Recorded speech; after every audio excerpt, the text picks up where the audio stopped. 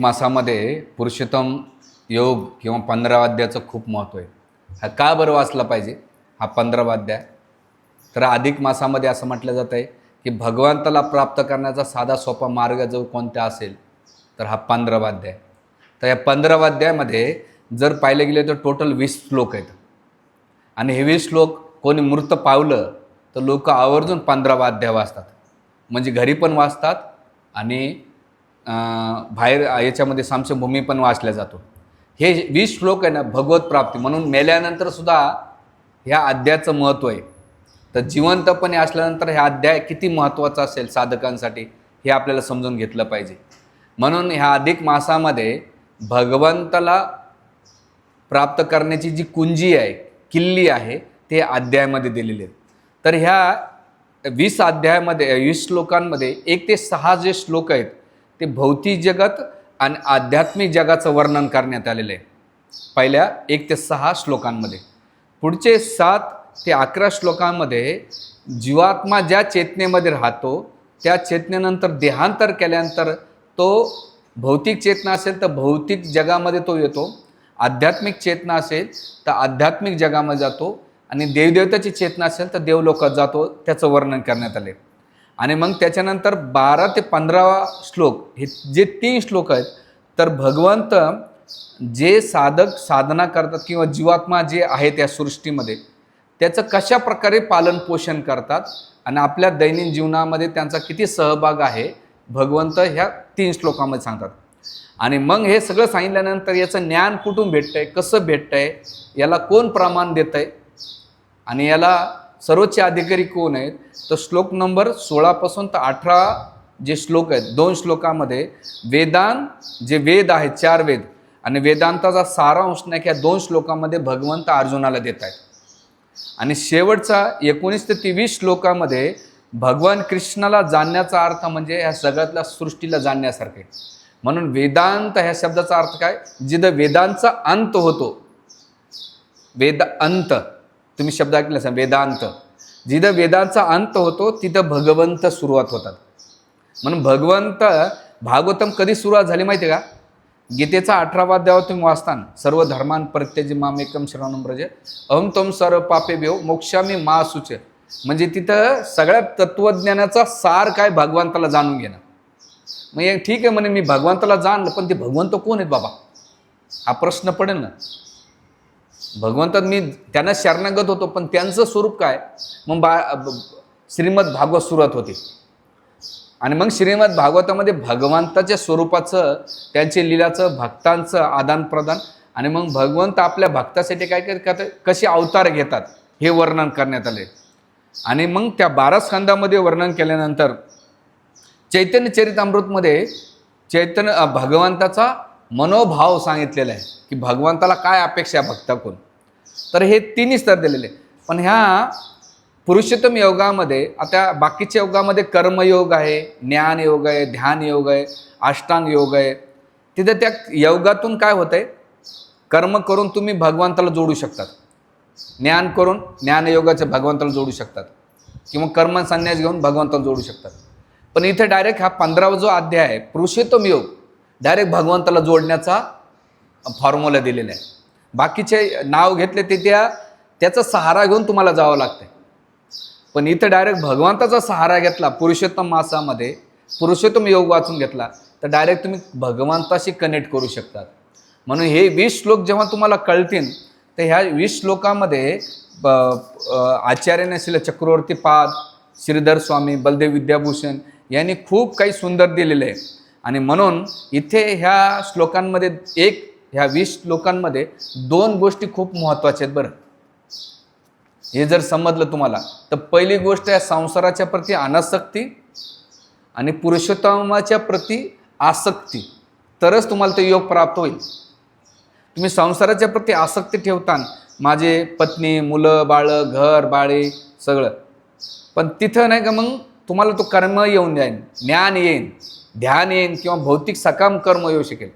पण भगवंताकडे जायचं असेल तर निष्काम भावनेनं जेव्हा जाताना तर ते तुम्हाला पुरुषोत्तम भेटतील. म्हणून हे 20 श्लोक समजणं महत्त्वाचं. आणि ह्या अध्यायामध्ये तुम्हाला जी कुऱ्हाड आहे भौतिक संसाराची आसक्ती तोडण्यासाठी कुऱ्हाड इथं भगवंत देत आहेत. आणि वेदाच्या कोणाला वेद जर समजायचा असेल, वेदाचा अध्ययनाचा अर्थ काय, तर भगवंताला समजणे आणि संसारातल्या प्रति जे तत्वज्ञान पाहिजे वेदांचं, ज्यांना वेद समजत नाही, तर त्यांनी वेद जर समजायचा असेल तर हा पहिला अध्याय महत्त्वाचा आहे. तर पहिला श्लोक काढा, आपण काढला सगळ्यांना.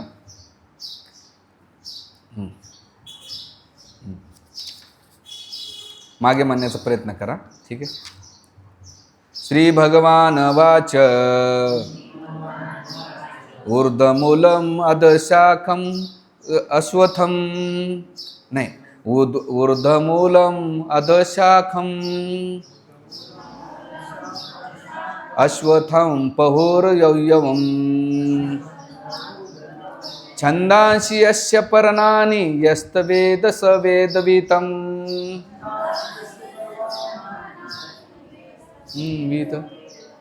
तर ह्या श्लोकामध्ये काय म्हणलंय, श्री भगवान म्हणाले, श्री भगवान वाच, भगवान काय म्हणाले, ऊर्ध्वमूलम अधम शाखम. काय हे संसार कसा आहे, एक वटवृक्ष आहे. संसार म्हणजे काय, वटवृक्षाप्रमाणे. आणि आता ह्या जसं वटवृक्ष असेल त्याचे मूळ कुठं असतात, जमिनी असतात. पण भौतिक संसाराचे मूळ कुठं येतं, वरती येतं. त्याचे मूळ वर येतं, तर त्याच्या शाखा कशा येतात, खाली येत. तुम्ही म्हणा कसं आहे, तर तुम्ही नदीच्या काठी जाताना एखादं झाड पाहिलं असेल तर तुम्हाला त्या झाडाची सावली कशी दिसते, मुळं नाही का वरती दिसतात आणि सावली खाली त्याचे फळ, फांद्या, फुलं, शाखा दिसून जातात. तसं हा भौतिक संसार आहे. आणि त्याची पाने म्हणजे वैदिक मंत्र आहेत. आणि जो या वृक्षाचं स्वरूप जाणतो तो वेदांना जाणतो.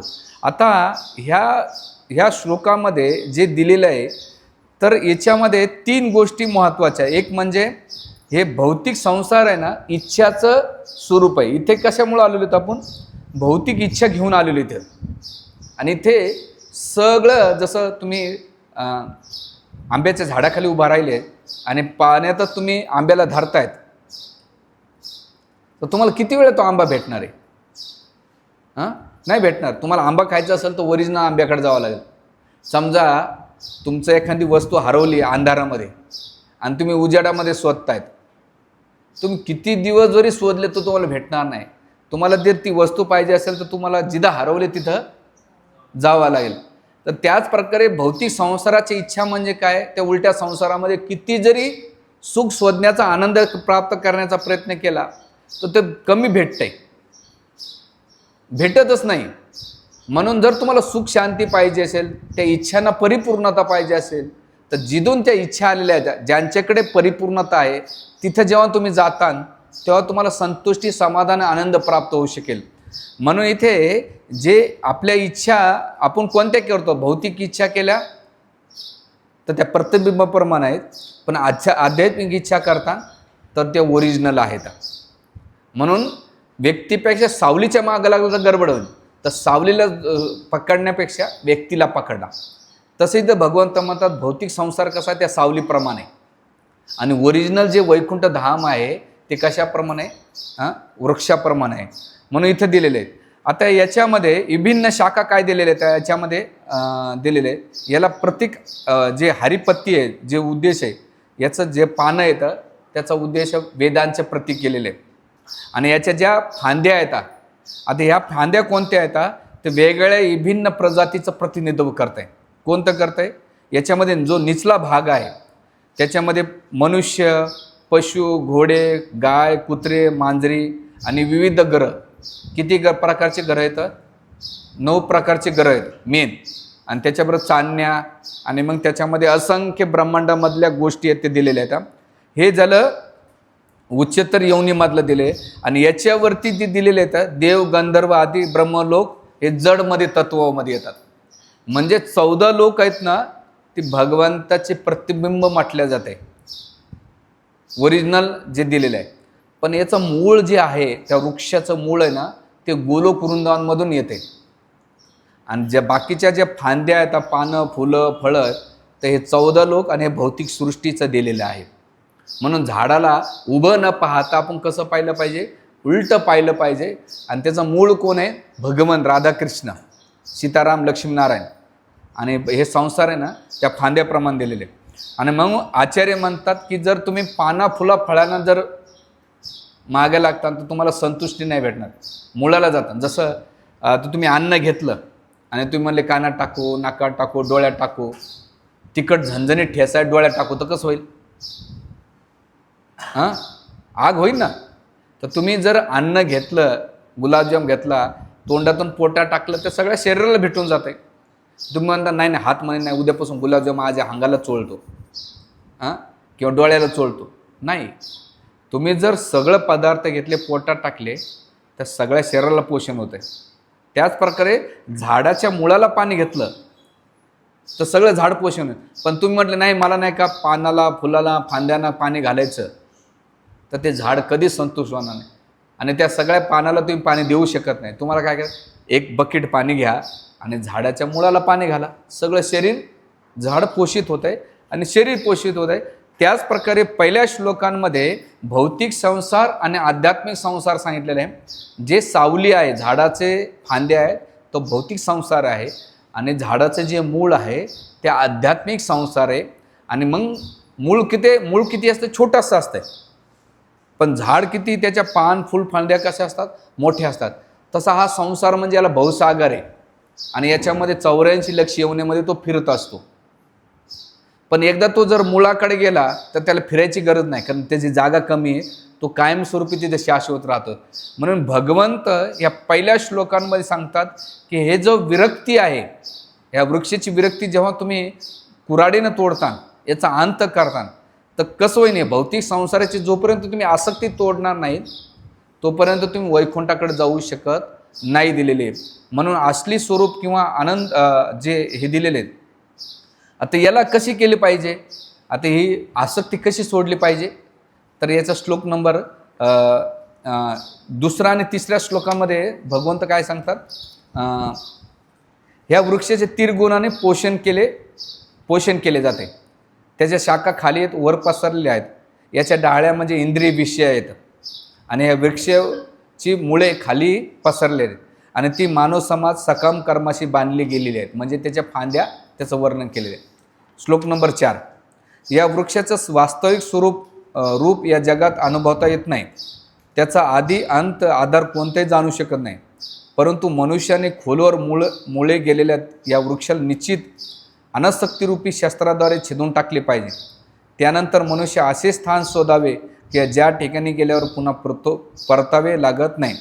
ज्या परमपुरुषाकडून अनादी काळापासून या सर्व गोष्टी प्रारंभ आणि विस्तार केला आहे, त्या परमपुरुषाला त्या ठिकाणी शरण गेलं पाहिजे. म्हणजे ह्या मुळाची, वृक्षाची वर्णन केलेले आहे. आता याच्यामध्ये मग आता त्या भगवंताला शरणागत कसं गेलं पाहिजे, याच्यामध्ये आसक्ती कट करायचं वर्णन केलेलं आहे. मग ती आसक्ती कशी तोडायची, तो श्लोक नंबर 5 मध्ये मागे म्हणण्याचा प्रयत्न. निर्माण मोहा जित संग दोषा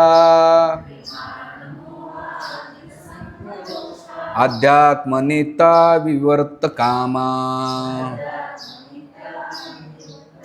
द्वंद्व विमुक्ता सुख दुःख सज्ञे गच्छन्त मूढा पदम पयोयम तथा. इथे मध्ये निर्माण मोहा जित संग दोषा. पहिल्यानं काय केलं पाहिजे, जे मोह आहे निर्मोह झालं पाहिजे. शब्दाचं काय आहे की जी खोटी मान प्रतिष्ठा आहे ना, पूजाला प्रतिष्ठा, त्याचा त्याग केला पाहिजे. ह्या मोहात मुक्त झालं पाहिजे. मोह कोणता? जी वास्तविक गोष्ट आपली नाहीच आहे त्याच्याप्रती धरणं, त्याला मोह असं म्हटलं जाते.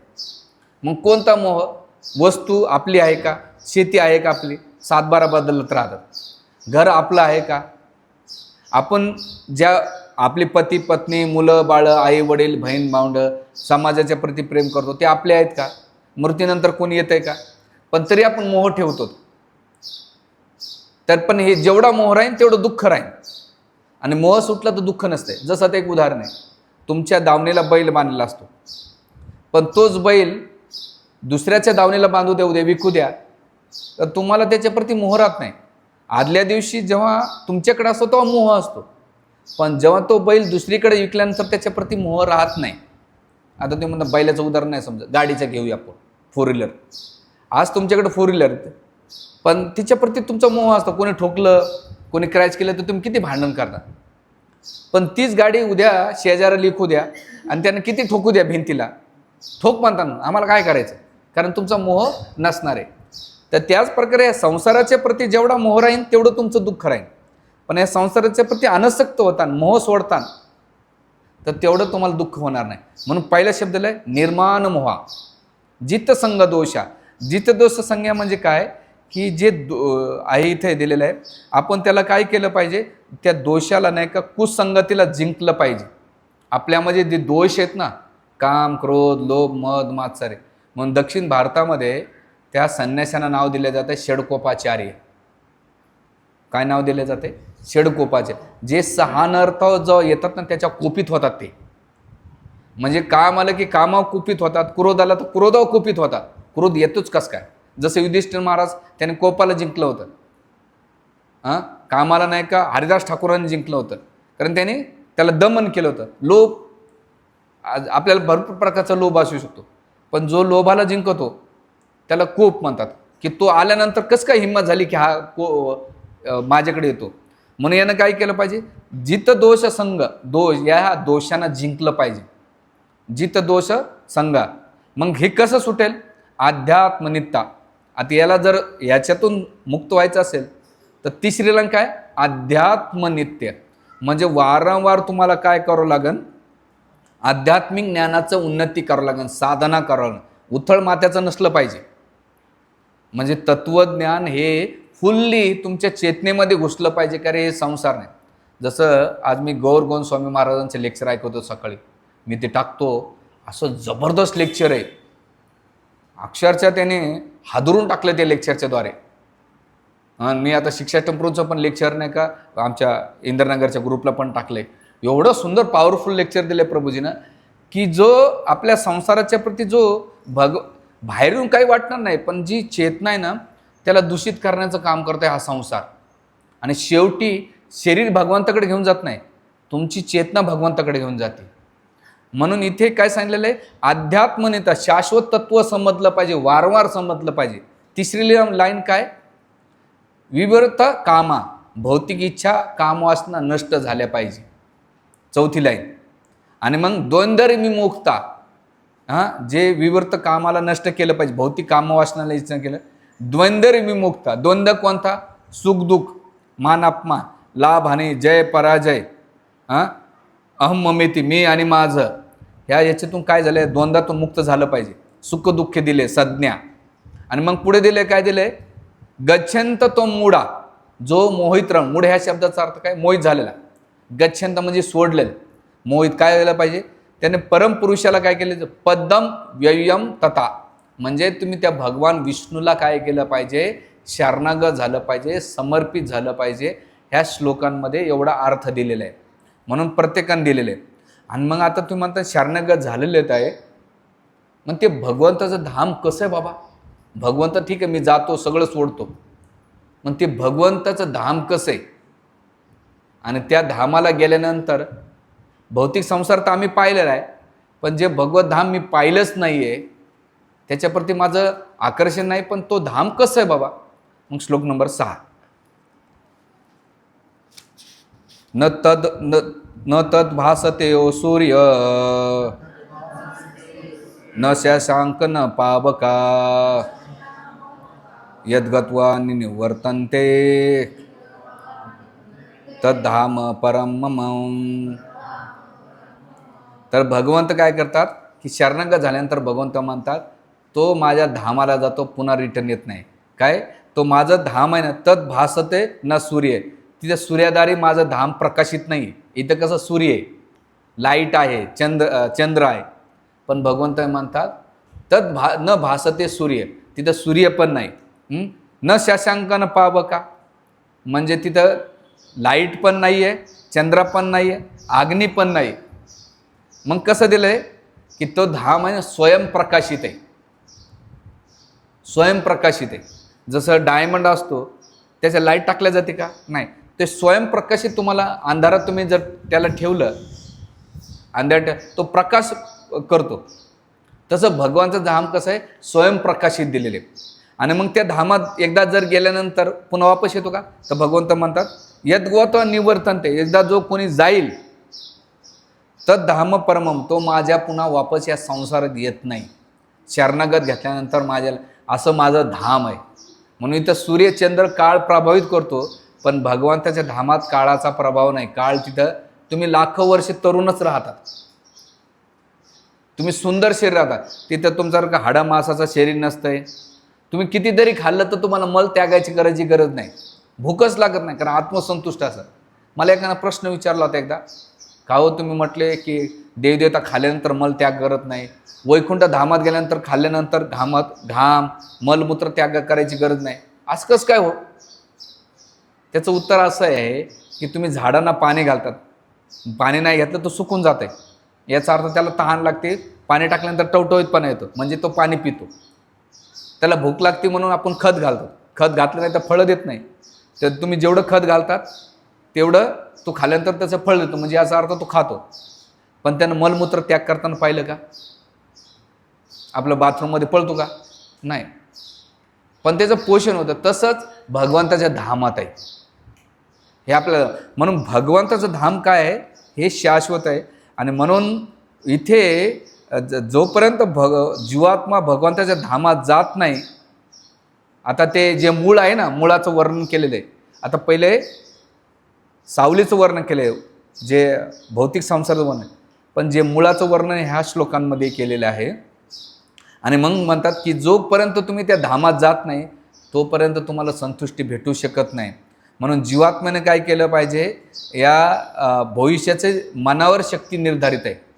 तर या श्लोक नंबर 7 ते 9 श्लोकांमध्ये जीवाचं जे मन आहे त्या मनानुसार त्याची गंतव्य पुढे ठरले जाते.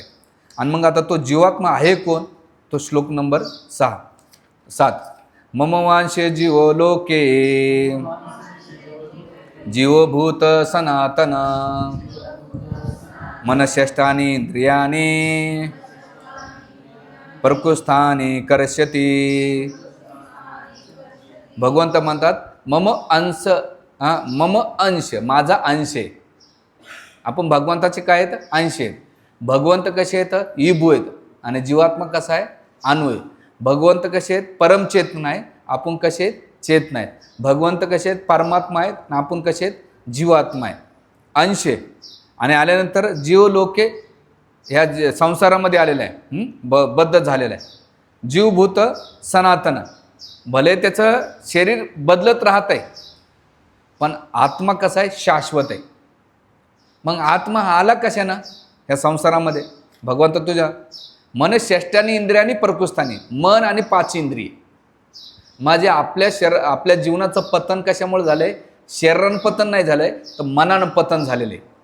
मन काय करतं आहे? भोग करतं आहे.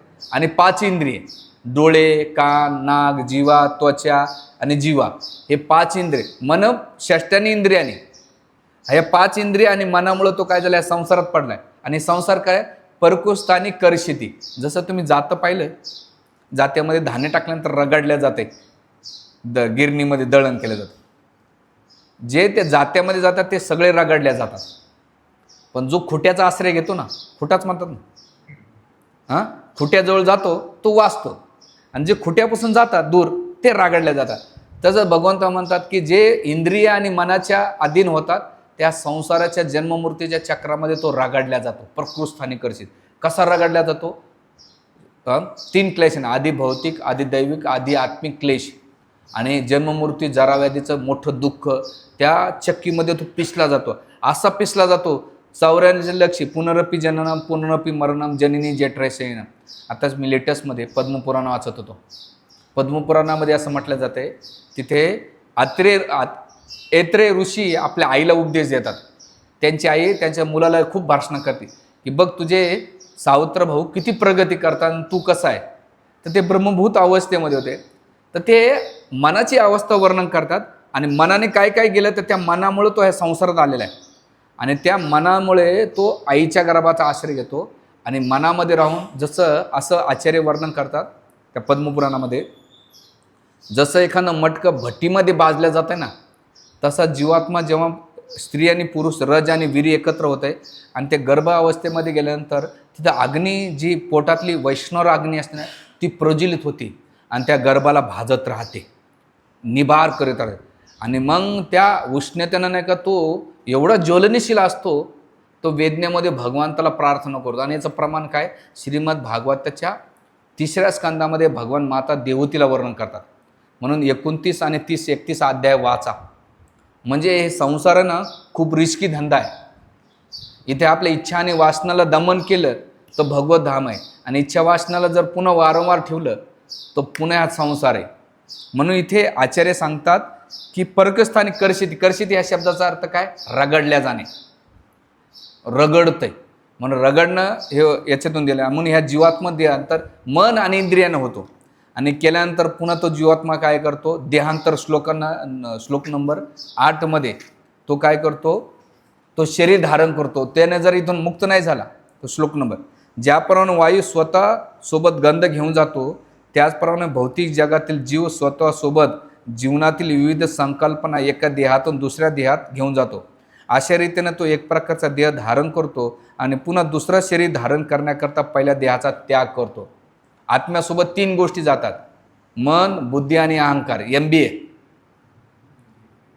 जसं वायू असतो ना, वायू तो शेणाच्या संपर्कात आला तर शेणाचा वास घेऊन जातो, पण तोच वायू जेव्हा सुगंधी पदार्थापासून जातो, सुगंध घेऊन जातो. वायू पवित्र असतो, पण तो कशाच्या संपर्कात आल्यानंतर त्याची अवस्था तशी बनते. तसं आत्मा शुद्ध आहे, पवित्र आहे, पण तो भौतिक चेतनेच्या संपर्कात आला तर जन्ममृत्यूच्या चक्रामध्ये पुन्हा फसतो. पण तोच आत्मा भगवंताच्या संपर्कात येतो, वैष्णवाच्या संपर्कात येतो, भक्तीच्या संपर्कात येतो, तो तिथे शुद्ध होतो, तेव्हा तो वैकुंठ धामात जातो. म्हणून चेतना खूप रिफाईंड असणं खूप महत्त्वाचं आहे. भक्ती बाह्य कंठीमाळा, तिलक लावणं किंवा भगवे कपडे घालणं, शेंडे दाढी वाढवणं ही मोठी गोष्ट नाही आहे. तुमची चेतना किती उन्नत करतात त्याच्यावर महत्त्वाचं आहे.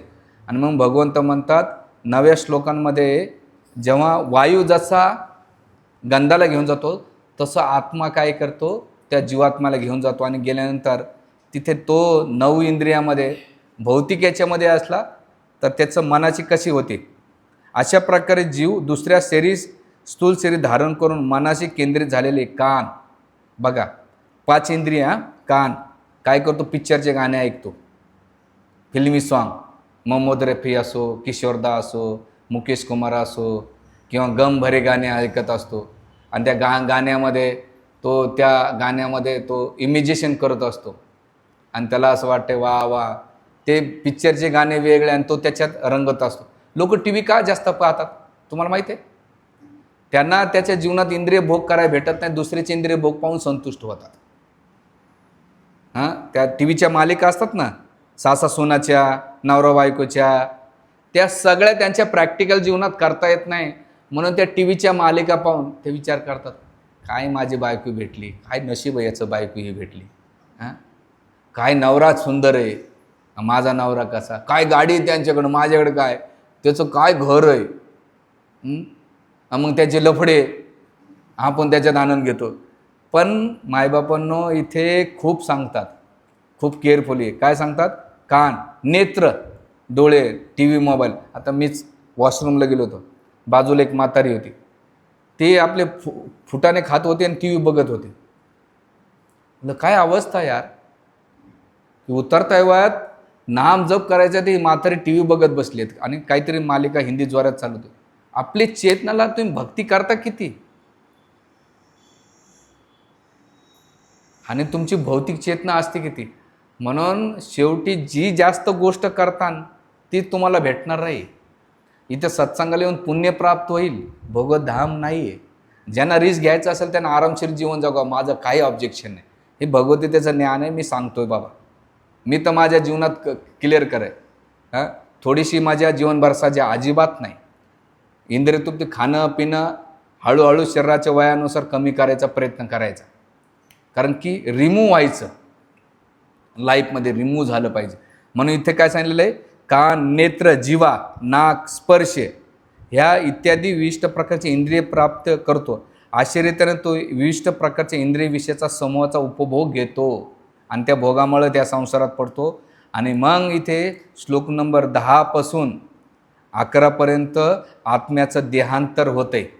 आणि देहांतर कसं होतं आहे? ह्या 5 इंद्रिय आणि मनामुळं जीवात्मा आपल्या देहाचा त्याग कसा करतो, तसेच प्राकृतिक गुणाच्या प्रभावामुळं तो कोणत्या प्रकारचा देहाचा उपभोग घेतो हे मूर्ख लोक जाणू शकत नाहीत. परंतु ज्याला ज्ञानचक्षु आहे तो पाहू शकतो. ज्याला शास्त्राचं ज्ञान कळालं तो सावधान होतो, आणि ज्यांना शास्त्राचं ज्ञान वरचीवर घेतलं त्याला कळत नाही. आणि मग श्लोक नंबर 11मध्ये भगवंत म्हणतात, अर्जुना, प्रयत्न करणारे आत्मसाक्षात्कारी योगीजन हे सर्व स्पष्टपणे पाहू शकतात की हे जे शरीर आहे ते रक्तमासाचा झोळा आहे. वरतून पॅकिंग सुंदर आहे, पण आतमध्ये मटेरियल डेंजर आहे. मला कधी कधी वाटेल भगवंतांवरची स्किन काढली तो कोण किती जणाला आलिंगन करेल, बायको नवऱ्याला किंवा मुलगा आई वडिलांना. पॅकिंग काढू दे बाजूला, आणि नुसते डेड बॉडी पाहिलं तर लोक रस्ता बदलतात. क्रॅप जे ते वेपर्स असतात ना, काय म्हणतात त्याला, पॅकिंग किती भारी असते. पण आतमध्ये ते कुरकुरे काही नसतं. तसं आतमधली पॅकिंग, गुलाबजाम खाल्यानंतर त्याची काय अवस्था होती आपल्या संपर्कात आल्यानंतर, समोसा खाल्ल्यानंतर पॅकिंग लय भारी आहे. मी कधी कधी रोज वॉशरूमला गेल्यानंतर विचार करतो, अरे मन किती इंद्रियापर्यंत आकर्षित होत आहे, पण एक हात दुसऱ्या हाताला आनंद देऊ शकत नाही, तसे एक शरीर दुसऱ्या शरीराला कसं काय आनंद देत असेल. तोंडातून घाण वास येतो, कानातून नाही का मळ निघतो, नाकातून नाही का मेकोड निघतो, शेंबोड निघतो, डोळ्यातून नाही का चिपडं निघतात. जे तुम्ही पाणी पिता ते मूत्राद्वारे वास येतो, आणि जे खातात त्याचा घाण वास येतो खाली. आपला वास आपल्याला सहन होत नाही, म्हणून लोक एअर फ्रेश लावतात रूममध्ये, याच्यामध्ये बाथरूममध्ये. तरी म्हणतात वा वा किती सुंदर आहे. कधी आसक्ती आहे, कधी वैराग्य निर्माण येणार तुम्हाला. पण तरी तुम्ही ट्राय करता चिंगमसारखं, अरे मला आनंद देईलच, माझी बायको, माझा नवरा, माझी मुलं माझा आनंद देत राहील, चिंगमसारखा ट्राय करीत राहतो. कधीतरी वैराग्य यावा. ते जसं शेतातला कुत्रा हाड चघळण्यामध्ये आनंद घेतो, तसं या संसारातला इंद्रिय तृप्ती म्हणजे ह्या रक्तमासामध्ये आनंद घेणार. 2 रक्तमास एकत्र भेटतात आणि रक्तमासामध्ये तो आनंद घेतो. म्हणून इथे भगवद्गीता सांगते, पुरुषोत्तमाला प्राप्त करण्याच्या संसाराची प्रती आसक्ती सोडली पाहिजे, आणि वास्तविक शाश्वत आनंद प्राप्त करणारा भगवंताच्या प्रती प्रेम केलं पाहिजे. भगवंत हे सांगतात. याच्यामध्ये डीपमध्ये आमचा ब्रह्मचर्य क्लास द्या, तर पळून जाता तुम्ही. सांगायचा मुद्दा इथे दिलेला आहे. आणि मग इथे भगवंत बघा श्लोक नंबर काय होत आहे, ज्याचं मन अविकसित आहे आणि ज्यांना आत्मसाक्षात्कार झालेला नाही, ते प्रयत्न करूनही काय घडत आहे हे जाणू शकत नाही. तुम्ही इथं ज्ञान किती ऐकलं, मी प्रवचन किती दिले, पण तुमचं माइंडसेट असेल नाही होऊ शकत. म्हणून भगवंत म्हणतात सावधान. आणि श्लोक नंबर 12 आणि 13मध्ये भगवंत म्हणतात, ह्या भौतिक जगाचं जे काही आहे ना ते मी सांगतो. श्लोक नंबर 12, अखिल जगाचा अंधकार नाहीसे करणारे सूर्याचे तेज माझ्यापासून उत्सर्जित होते, आणि चंद्राचं तसा अग्नीचा तेज माझ्यापासून उत्सर्जित होते. त्याच्यानंतर 13, मी प्रत्येक ग्रहलोकात प्रवेश करतो, माझ्या शक्तीद्वारे ते आपल्या कक्षेत स्थित राहतात. म्हणजे जेवढे ग्रह आहेत ना, भगवान त्याची एनर्जी चालू होते. मी चंद्र होऊन सर्व वनस्पतीमध्ये जीवन रसाचा पुरवठा करतो. म्हणजे तुम्ही भाजीपाला फळं खातात ना, त्याचा जो स्वाद आहे तर चंद्रदेवताद्वारे येतात. आणि तो चंद्र कोण आहे? सूर्य आणि चंद्र भगवंत आहेत. म्हणजे तुम्ही पाणी पिताना, भाजीपाला खाताना तुम्हाला कृष्णाचा अनुभव केला पाहिजे. प्रभुपाद इथपर्यंत सांगतात, दारू पिणाऱ्यानं जरी दारू पिताना विचार केला पाहिजे, हे कृष्ण किती, दारू एवढी मधुर आहे तर कृष्ण किती मधुर असते, तरी त्याला पुण्य प्राप्त होते. म्हणून दारू पिणारे काय करतात, मी पाहिलं असे 2 थेंब टाकतात. काय टाकतात काय मला माहीत नाही.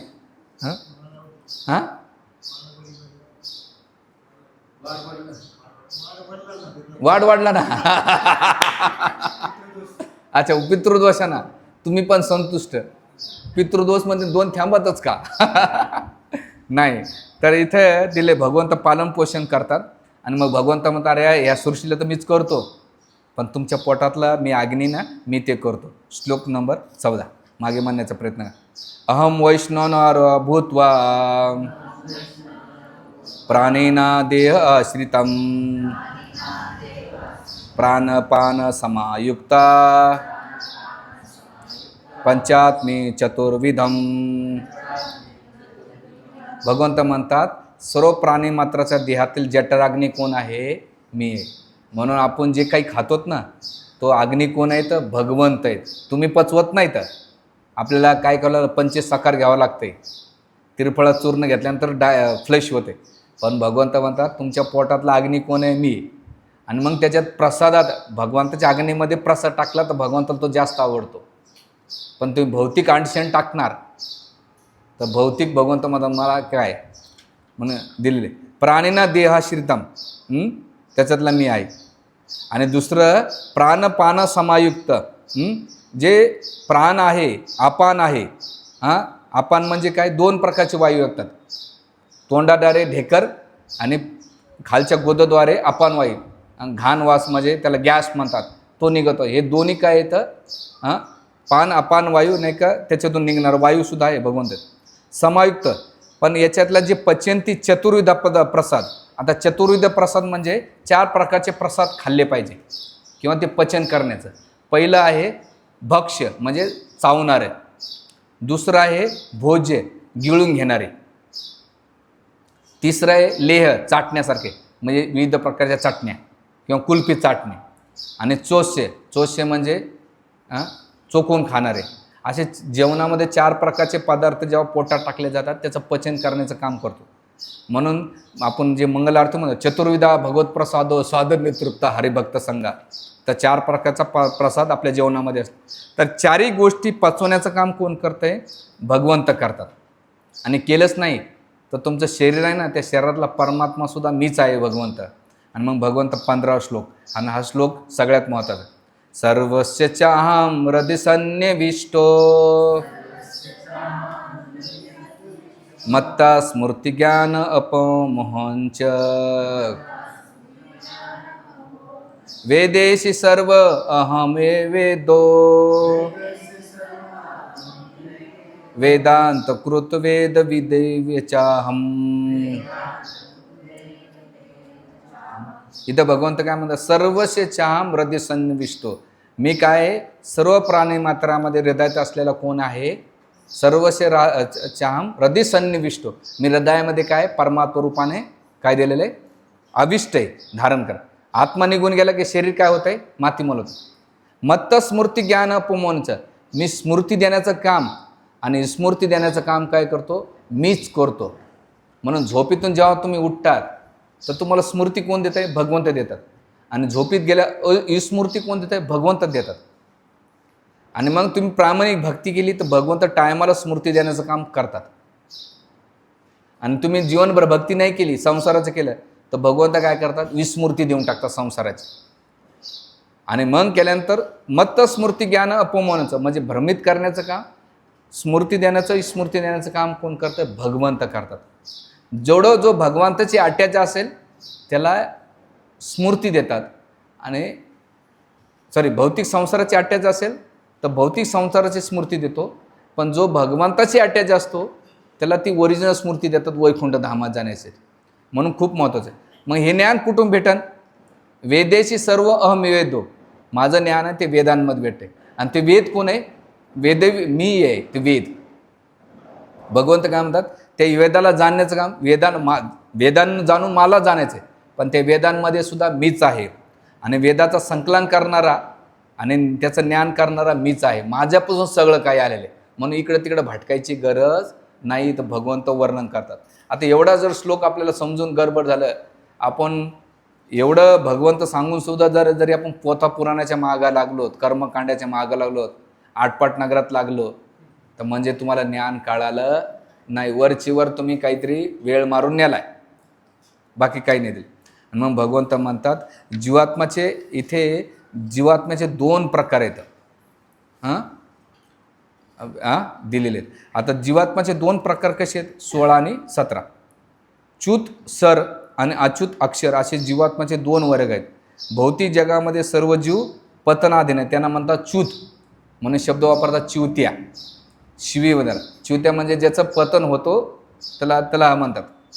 ते शब्दाचा अर्थ संस्कृतमध्ये, पण आजकाल आपल्याकडे त्याला म्हणतात पतन. ज्याचं नेहमी वारंवार पतन होतं त्याला च्यूत म्हटल्या जाते, आणि ज्याला अच्युत म्हटल्या जाते ज्याचं कधीच पतन होत नाही. म्हणून आपल्याला अच्युताची भक्ती का सांगितली आहे? जो अच्युताची भक्ती तो करतो अच्युत लोकात जातो. मुकुंद शब्दाचा अर्थ काय? जो मुक्ती देणार आहे त्याला मुकुंद म्हटल्या जाते. पण आपण च्यूत लोक जे जे पतन होणार आहे या संसाराच्या चक्रामध्ये, त्यांची पूजा पाठ केलं तर हे संसारामध्ये फसतात. याला च्यूत आणि अच्युत, शर आणि अक्षर म्हटल्या जाते. ठीक आहे, शब्दामध्ये दिलेलं आहे. हां, वर्ग आहेत. भौतिक जगात पतधीना आणि आध्यात्मिक जगातील प्रत्येक जीवातला अच्युत म्हटल्या जाते. म्हणजे त्याचं कधीच पतन होत नाही, शाश्वत काळापर्यंत राहते. आणि मग गेल्यानंतर श्लोक नंबर 17 परमात्मा अक्षर जे स्वरूप आहे त्याचं वर्णन करतात. या दोन्ही व्यतिरिक्त एक परमपुरुष परमात्मा आहे जो स्वतः अव्ययी भगवंत आहेत. तेच तुर्लोकामध्ये प्रवेश करून त्यांचं पालन पोषण करतात. म्हणजे ह्या संसारामध्ये तेच पालन पोषण करतात आणि वैकुंठामध्ये तुझा तेच पालन पोषण करतात. आणि मग गेल्यानंतर श्लोक नंबर 18 दिलेलं आहे की परमेश्वर ते भगवंत ईश्वर म्हटलं जातं ना, तर परमेश्वर कोण आहे? तो श्लोक नंबर 18. मी च्यूत आणि अच्युत यांच्या अतीत दिव्य आणि सर्वश्रेष्ठ असल्यामुळे जगामध्ये तसेच वेदामध्ये पुरुषोत्तम म्हणून प्रसिद्ध आहे. पुरुषोत्तम आला का शब्द इथं? आणि इथे एक शब्द दिलेला आहे, अतोस्मी लोकम वेदच पद्धती पुरुषोत्तमा. तुम्ही पुरुष आणि पुरुषोत्तम मधला शब्द आहे. आपण ह्या जगामधले सगळे प्रकृती आहेत, आणि जे पुरुष आहेत ना ते सुद्धा पुरुष नाहीत. तुम्ही म्हणता कसं? जसं स्त्रियांना स्तन असतो तसं पुरुषांना स्तन असतो. वैकुंठ जगात पुरुषांना स्तन नाही आहे, पण या भौतिक संसारामध्ये पुरुषाला स्तन आहे. पाहिलं गेलं तर जसं जर तुम्हाला ते स्तन, जसं स्त्रियांचं स्तन विकसित झालेलं असतं, पण पुरुषाचं होत नाही. म्हणजे याचा अर्थ काय? पुरुष हा पुरुष नाही तर प्रकृती येतो. कारण मृत्यू झाल्यानंतर आत्मा स्त्री पुरुष नाही आहे, त्याची चेतना त्याचं पुढचं. ह्या जगामध्ये एखादी स्त्री असेल, पण तो जेव्हा शरीर त्याग केल्यानंतर तो पुरुष होऊ शकेल. पण एखादा पुरुष जीवनभर एखाद्या स्त्रीचं स्मरण केलं तर पुढचा जन्म त्याला स्त्रीचं भेटू शकतो. याला किती म्हणजे आत्म्याला कोणी लिंगेचा हे नाही आहे, आयडेंटिटी नाही आहे लिंग. म्हणून आपल्याला काय सांगितलं? तू शरीर नाही आत्मा आहे. आणि शरीर आलं तर तिथं लिंग भेद राहील. ही स्त्री आहे, पुरुष आहे, काळा आहे, गोरा, ज्ञानी, अज्ञानी, श्रीमंत, गरीब. जोपर्यंत शरीर राहील तो भेद राहील, पण आत्म्याच्या स्तरावर भेद नसणार आहे. म्हणून प्रभुपादाने अमेरिकेत गेल्यानंतर भेदभाव नाही ठेवला. इस्कॉनमध्ये भेदभाव नाही. इथे काय आत्म्याच्या स्तरावर आहे. म्हणून इथे ह्या श्लोकाच्या माध्यमातून भगवंत आपल्याला खूप क्लिअर करतात, पुरुष भगवंत कोण आहेत? एकमेव पुरुष आहेत. आणि आपण कसे आहेत? हां, त्यांचे सेवक आहेत, दास आहेत. म्हणून याच्यामध्ये पद्मपुराणामध्ये जेव्हा भगवान रामचंद्र दंडकारण्यामध्ये जात होते तर सगळ्या ऋषीमुनीनं भगवंताला पाहिलं. तर भगवंत म्हटले, अरे मी तर पतिव्रता स्त्रीचं धारण केलं या जन्म, पण पुढचा जो अवतार आहे माझा कृष्ण, ते तुम्ही पत्न्या म्हणूया. तर जेवढे ऋषीमुनी होते त्या श्रुती त्या पत्न्या म्हणून आल्या. कोट्याला 16,108 राण्या, 16. तर पहिल्या जन्मात त्या कोण होत्या? पुरुष होत्या. पुढच्या जन्मात काय झाल्या? त्या स्त्रिया झालेल्या. तर इथे काय होतं आहे? चेतनेवर डिफरन्स आहे. म्हणून ह्याच्यामध्ये दिलेलं आहे ते परमेश्वर कोण आहे? पुरुषोत्तम आहेत. हे जाणलं. आणि मग त्या जाणण्याचा अर्थ काय? श्लोक नंबर भगवंत बघा 19 जो मला संशयरहित होऊन पुरुषोत्तम म्हणून भगवान म्हणून जाणतो तो सर्वज्ञ होय. म्हणजे या जगामधला कर्ता करिता मालक पालक कोण आहे? पुरुषोत्तम. पुरुषामध्ये उत्तम मी आहे, जाणतो त्याला काय म्हणतात? सर्वज्ञ. म्हणून हे भारता तो माझ्या भक्तिमय सेवेमध्ये परिपूर्ण संलग्न होतो. काय होतो? की भगवंत सर्व काही, पुरुषोत्तम काही आहेत, आणि यांना जाणणं म्हणजे काय? त्यांना प्राप्त करणे. मग आता त्यांना प्राप्त करणं म्हणजे काय? तर श्लोक नंबर 20 भगवंत काय म्हणतात? सगळं जाणण्याचा, ज्ञान जाणण्याचा काय? 20 नंबरमध्ये भगवंत सगळं काय आहेत. आणि श्लोक नंबर 20 म्हणतात, हे निष्पाप अर्जुना, अर्जुना हा वैदिक शास्त्राचा परम गुह्य गाभा आहे, आणि तो आता मी तुला प्रगट केला आहे. हे सत्य जाणारा मनुष्य बुद्धिमान होतो आणि त्याचे प्रयत्न पूर्णतत्वास जातात. म्हणजे यानं काय बुद्धिमान होतो. म्हणून 15 वाद्य कशाला वाचायला सांगितलं? मुलांना 15 वाद्य पाठ करायला होतात आणि आपण पाठ केला पाहिजे.